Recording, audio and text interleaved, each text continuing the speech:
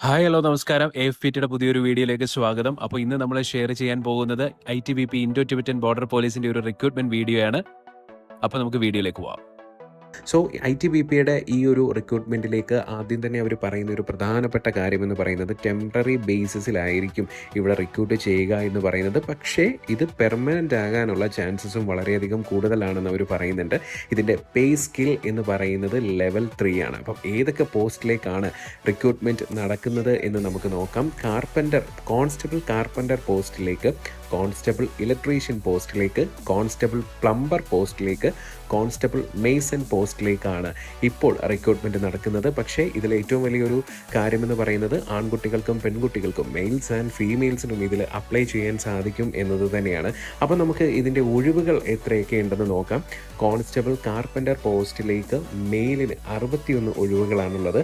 Constable carpenter female പോസ്റ്റിലേക്ക് 10 ഒഴിവുകളാണുള്ളത്. അതുപോലെ തന്നെ കോൺസ്റ്റബിൾ പ്ലംബർ മെയിലിന് 44, കോൺസ്റ്റബിൾ പ്ലംബർ ഫീമെയിലിന് 8 ഒഴിവുകളുമാണുള്ളത്.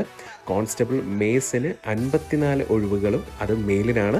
കോൺസ്റ്റബിൾ മേസൻ ഫീമെയിലിന് 10 ഒഴിവുകളുമാണുള്ളത്. കോൺസ്റ്റബിൾ ഇലക്ട്രീഷ്യൻ മെയിലിന് 14 ഒഴിവുകളും കോൺസ്റ്റബിൾ ഇലക്ട്രീഷ്യൻ ഫീമെയിലിന് 1 ഒഴിവുമാണ് ഉള്ളത്.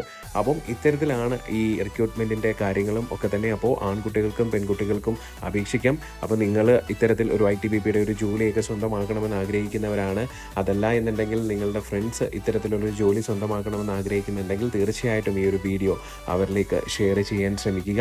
അതുപോലെ തന്നെ ഇതിനകത്ത് എസ്പെഷ്യലി എടുത്ത് പറഞ്ഞിട്ടുള്ള ഒരു കാര്യമെന്ന് പറയുന്നത് ഒരു നോട്ടാണ്.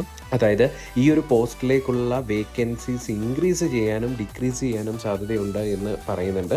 കൂടുതലും ഇൻക്രീസ് ചെയ്യാനാണ് സാധ്യതയുള്ളത്. ഡിക്രീസ് ചെയ്യാനുള്ള സാധ്യത വളരെയധികം കുറവാണ്. ഈ ഒരു പോസ്റ്റിലേക്ക് അപ്ലൈ ചെയ്യാനുള്ള ഏജ് ലിമിറ്റ് എന്ന് പറയുന്നത് 18നും 23നും വയസ്സിനിടയിൽ പ്രായമുള്ളവർക്കാണ് ഈ ഒരു പോസ്റ്റിലേക്ക് അപ്ലൈ ചെയ്യാനുള്ള ഏജ് ലിമിറ്റ് എന്ന് പറയുന്നത്.